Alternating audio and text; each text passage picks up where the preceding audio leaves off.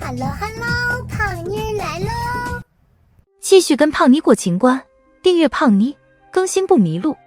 第22集有这样一个情节，果郡王陪皇上下棋之后，从养心殿出来，看到年羹尧坐等在门口，见了他不起身行礼，还自称在西北多年，天冷足疾会发作，不便起身。面对年大将军的盛气凌人，果郡王好脾气地说：“无妨，只要不在御前失仪即可。”阿进看不惯年羹尧的做派，抱怨道：“王爷终究是王爷，他不过是一个奴才啊。”果郡王是这样回他的：“王爷失势还不如奴才，淡泊自缢才是在皇上身边的生存之道。我自缢是为了母妃，母妃自缢亦是为了我。”从这一个场景和果郡王的这一段话中，我们可以看出，他是一个善于审时度势、头脑聪慧之人。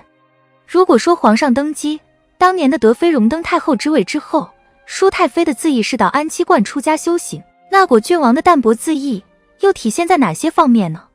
宴会上10次有9次迟到，时不时还要喝得醉醺醺，一副烂泥扶不上墙的样子。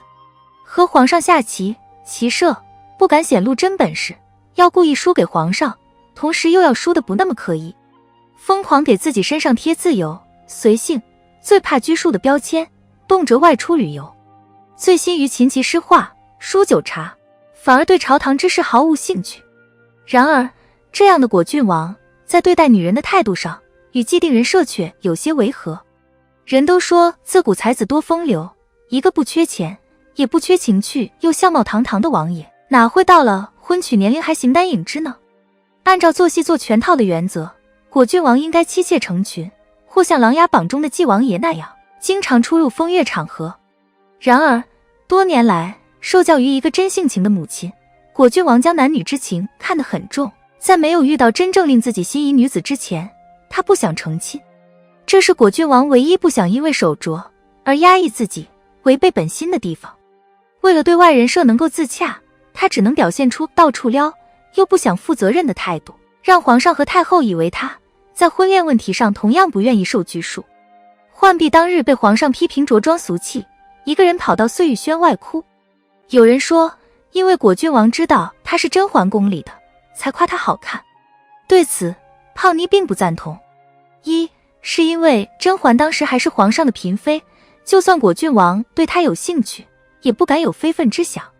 而且，果郡王想吸引甄嬛，有很多办法，不需要依靠一个下人来替自己说好话。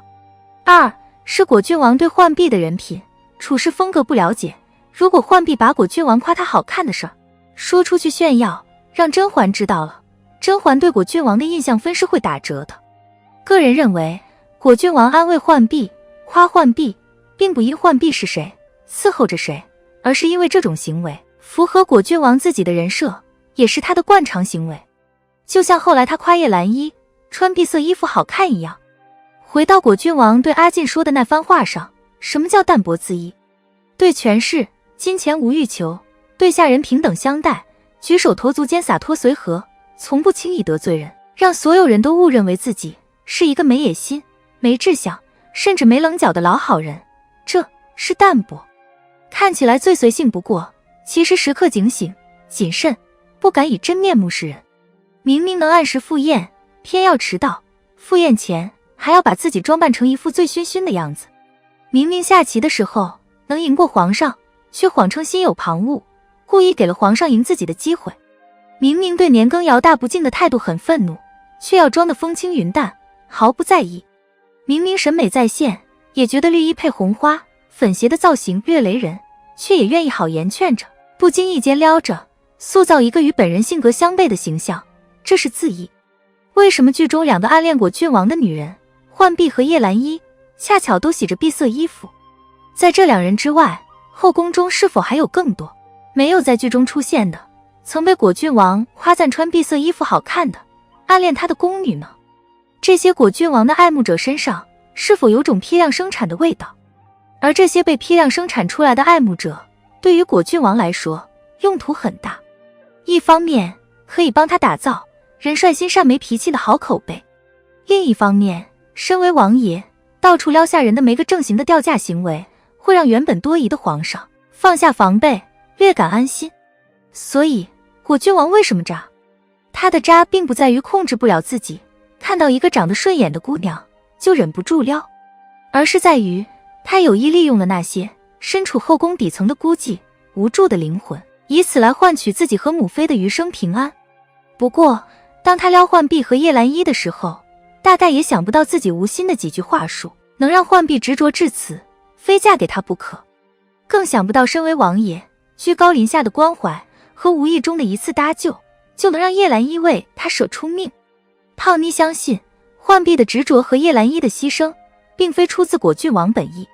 但这世上的事儿怎能时时都在自己掌握中？一个人再能自缢，却无法彻底控制别人。没有一台中央空调真的做到百花丛中过，片叶不沾身，这点果郡王也不能幸免。好了，本期的影片就到这里。喜欢胖妮，辛苦给影片点赞，订阅胖妮，下期更精彩。